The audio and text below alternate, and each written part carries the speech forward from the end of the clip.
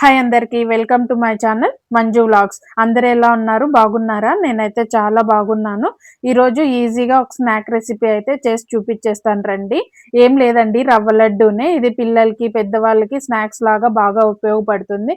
Evening times కూర్చొని హ్యాపీగా ఒక లడ్డు అయితే తినేయచ్చు. రవ్వ లడ్డు అయితే చేసేది ఎలాగో చూసేద్దాము. వీడియోలోకి వెళ్ళే ముందు ప్లీజ్ సబ్స్క్రైబ్ చేసుకోండి, అలాగే లైక్ కూడా చేయండి. ఇవి నేను పాకం పట్టి చేశాను. కొందరు పాలతో కూడా చేస్తారు. నేనైతే ఇప్పుడు పాకంతో చేస్తున్నాను. ఒక బాండిల్ పెట్టుకొని అందులో నెయ్యి వేసేసుకోండి. నెయ్యి బాగా కరిగినాక ముంతమామిడి పప్పు అందులో వేసుకొని బాగా బ్రౌన్గా వచ్చేంత వరకు బాగా కాల్చుకోండి. వీటిని మా ఊర్లో మేము ముంతమామిడి పప్పు అంటాము మా సైడు. మీ సైడ్ ఏమంటారో కమెంట్ చేసేయండి. ముంతమామిడి పప్పు బాగా రెడ్గా వచ్చేంత వరకు కాల్చుకొని పక్కకు తీసేసుకుందాము. ఇప్పుడు అందులోనే ఎండు ద్రాక్ష కూడా ఫ్రై చేసేసుకుందాము. ఇప్పుడు అదే నెయ్యిలో 2 కప్పుల సన్నరవ్వ అయితే తీసుకుంటాను నేను.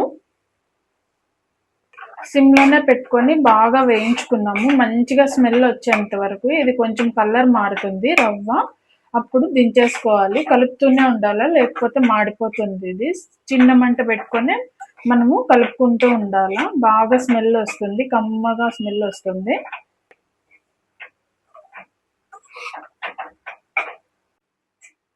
ఒక 10 నిమిషాలు సిమ్లో పెట్టుకొని ఇలాగే వేయించుకుంటా ఉంటే కమ్మగా వాసన వస్తుంది.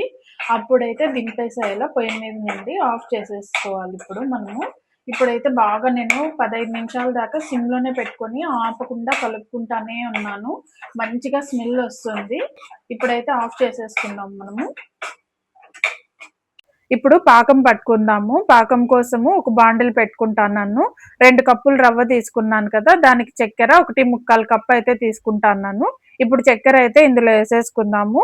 1 కప్పు తర్వాత 1/4 కప్పు అంటే 75%. ఇంకొక కప్పులో వేసేసుకొని ఇంకొక 1/2 కప్పు వాటర్ అయితే వేసేసుకొని మనకు తీగపాకం వచ్చేంత వరకు పాక అయితే పట్టేసుకుందాము.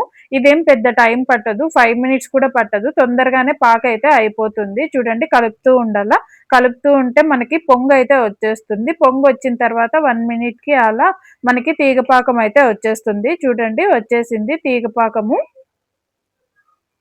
ఇప్పుడు ఇందులోకి ఇలాచీ పౌడర్ వేసుకొని దింపేసుకుందాము. ఇలాచీ పౌడర్ వేసుకొని బాగా కలుపుకొని స్టవ్ అయితే ఆఫ్ చేసేసి పక్కన పెట్టుకొని ఇంకా ఇది కలుపుకోవడం అంతే. రవ్వలోకి నేను ఎండు కొబ్బరి తీసుకుంటాను. కొంతమంది పచ్చి కొబ్బరి కూడా వేస్తారు. ఎండు కొబ్బరి వేస్తే చాలా రోజులు ఉంటుంది. నేను 2 కప్పులకి 1 కప్పు ఎండు కొబ్బరి అయితే తీసుకున్నాను. ఇది బాగా కలిపేసుకుందాం. ఇప్పుడు మనం చేసి పెట్టుకున్న పాకం కూడా ఇందులో కలిపేసుకుందాము. ఇది బాగా కలిపేసుకొని కొద్దిసేపు అలాగే ఉంచుకున్నామంటే బాగా కొంచెం చల్లారి గట్టిపడిపోతుంది. అప్పుడు ఉండలు చుట్టుకోవడానికి బాగుంటుంది. జీడిపప్పు కిస్మిస్ కూడా ఇప్పుడు వేసేసుకుందాం ఇందులోకి. మొత్తం అంతా బాగా కలిపేసుకుందాము. కొద్దిసేపు అలాగే ఉంచేద్దాము. ఇప్పుడు మనకి రవ్వ అయితే వేడిలో కొంచెం ఉడుకుతుంది. వేడి తగ్గాక ఉంటలు కట్టేసుకుందాం. ఇప్పుడు మనము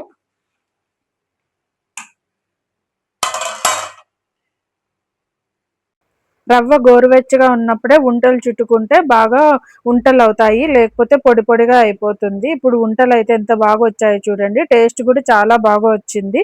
ఒకసారి మీరు కూడా ట్రై చేసి ఎలా వచ్చాయో కమెంట్ చేసేయండి. పాలతో కూడా సేమ్ అంతే అండి. పాకం పట్టుకున్నా కూడా ఒకవేళ సరిగ్గా రాకపోతే కొన్ని పాలు వేసుకుంటే మనకి ఉంటలు అయితే బాగా వచ్చేస్తాయి. ప్లీజ్ సబ్స్క్రైబ్ చేసి లైక్ చేయండి.